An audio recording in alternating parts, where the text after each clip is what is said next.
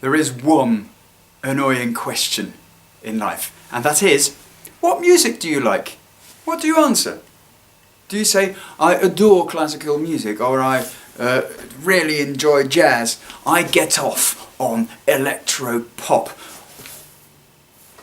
Or do you talk about who makes the music and what it does to you? As you know, I very much enjoy indie classical. But indie classical, what is it? Today, my dear friends, is a day in which I shall try to explain, to tutor, if you like, and say what it is that indie classical is and is not.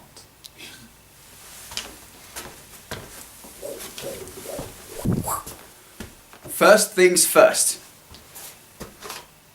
Nobody agrees about the term indie classical. That's actually what makes it rather a lot of fun too. Indie classical, it has a definition even, which you can read over there. Whenever I see a definition, I go, indie classical is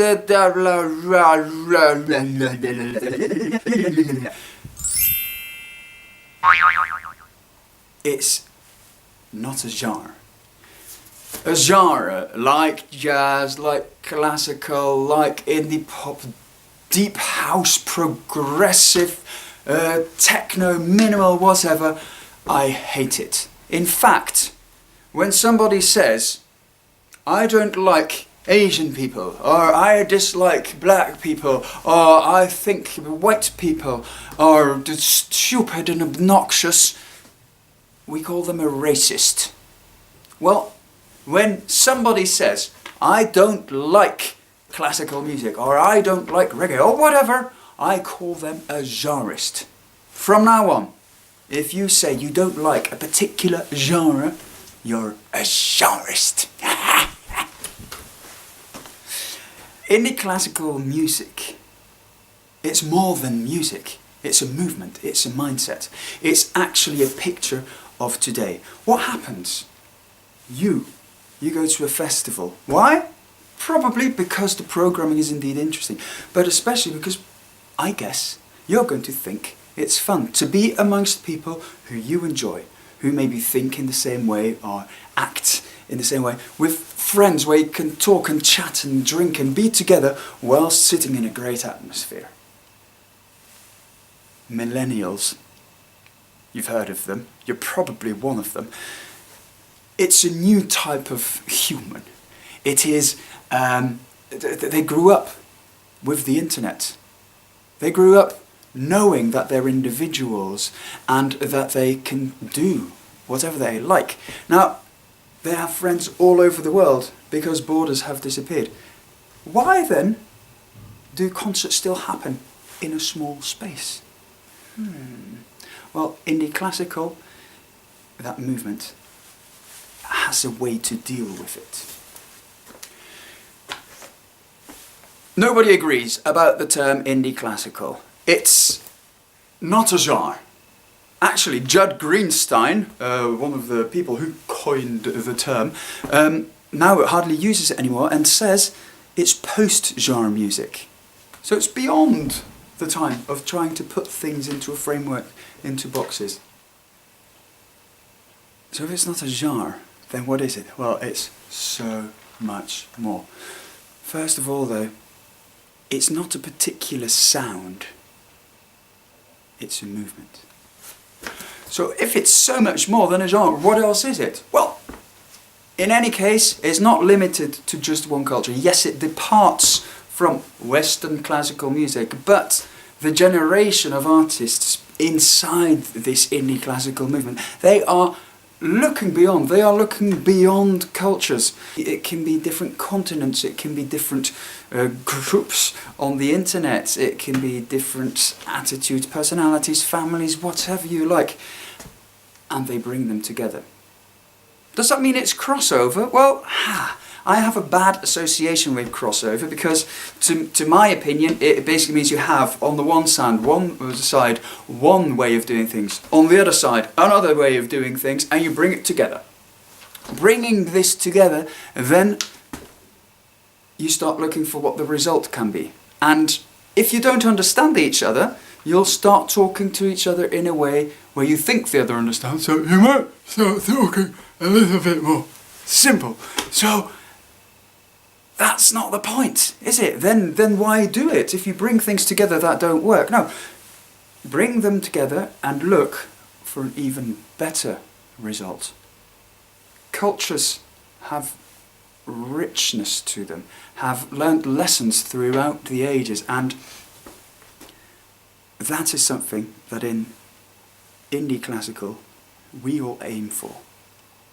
So is it an art form? Well, again, it's more than that. But it's definitely an art form. It's just not one art form. Indie classical does not limit itself to only sound.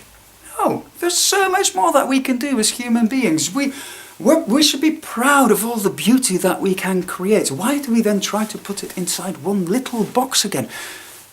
There's different forms. Whether it's dance, whether it's acting, whether it's writing, whether it's cooking, whether it's inventing, anything. Let's bring it together. And if we combine that with the strength we have as musicians, well, that's where then indie classical music comes from. Music and technology together, music and food together. Possibilities are endless. Where do you do it? In the concert hall! Yay! Yes, let's go and sit on a chair next to somebody in a flowery dress with a perfume that I don't know where it actually came from. And then listen for hours on end. You know what? Actually, it's beautiful to be able to be fully focused and listen to only sound brought to you by absolutely top professionals in complete synchronicity.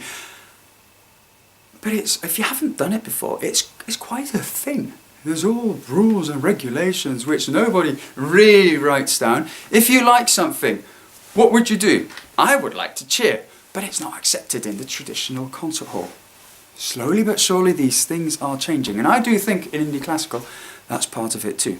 Now, concert halls are beautiful buildings, and conveniently all the chairs are seated next to each other so you can pack in as many people as possible, with decent acoustics also.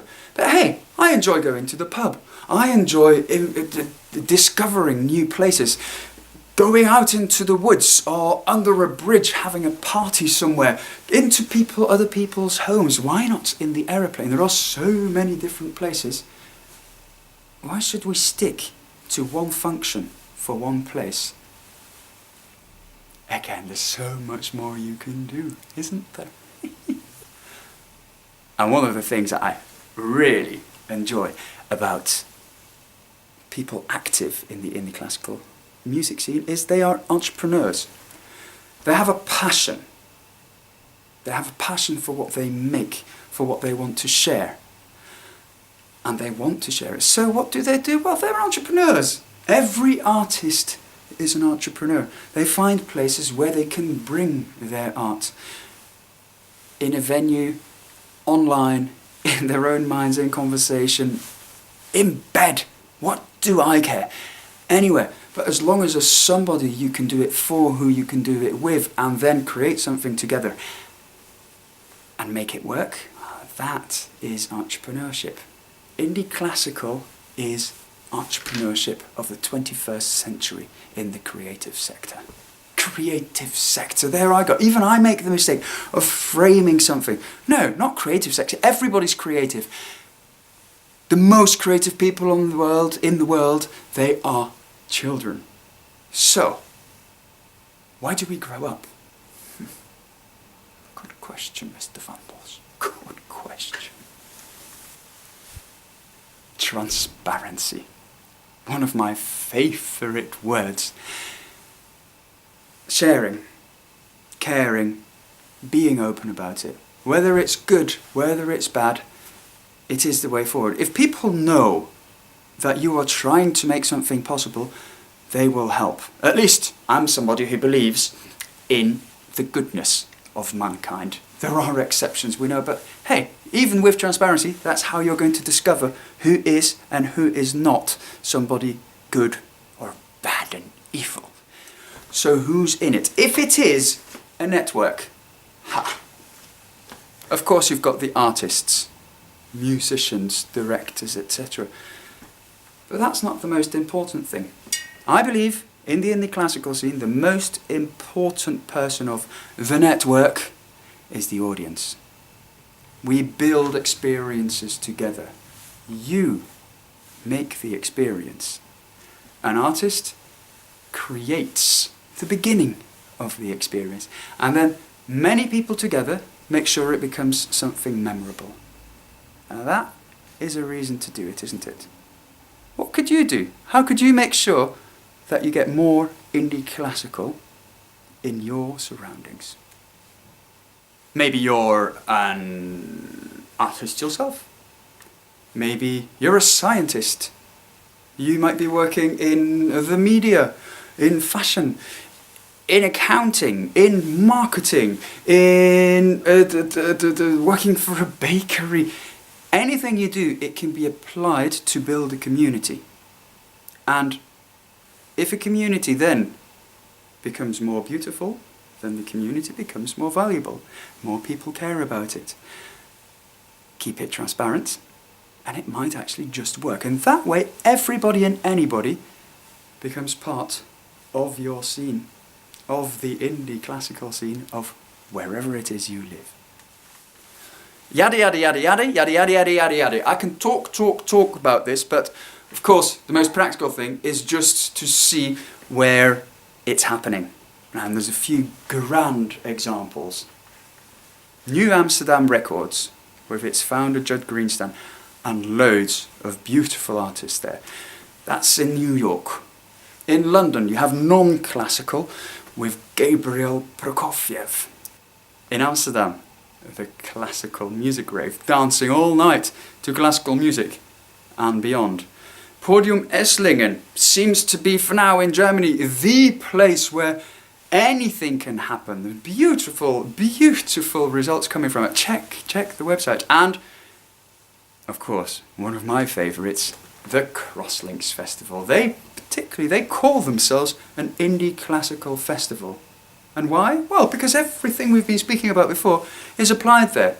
Different venues, artists, making it together with the audience. Well, you can rewind if you can't remember. I can't remember. I'll rewind later. Anyway, check out their websites, because it's definitely worth looking into. And then, yes, there is music there. Indie classical music to listen to, videos to watch, to feel the atmosphere. Enjoy. Actually, you know what? It's easier. Here's a list of different websites where you can go and visit them. Just do it. But leave this window open, of course. Oh, by the way, did I ask you yet to subscribe? I'm noticing it's in fact quite a challenge to find YouTube subscribers. It's going well on Facebook, on YouTube, not so much. Would you help me? Now, I, of course, have some questions for you too. You found this vlog. You probably know a little bit about indie classical now, but is it happening wherever you live? I'm curious to find out who is active in the region where you live. I'm curious to find out which events, which artists, which communities you enjoy being part of, and whether you could qualify them as indie classical. And of course, what is your favourite indie classical memory? Come to Cross-Linx if you can. It's starting very, very, very, very, very soon, and it's indie classical paradise in the Netherlands. Question. I feel a little bit lost. I'm dressed for the occasion, but I'm lost in the jungle that is called YouTube. How do you survive in YouTube? I think survival is creating communities, and indie classical is definitely all about community. Could you help the indie classical community and share? Communicate here. Say what you like, what you don't like, that you agree, that you disagree, but that we can learn from each other. That would make me one very happy leopard.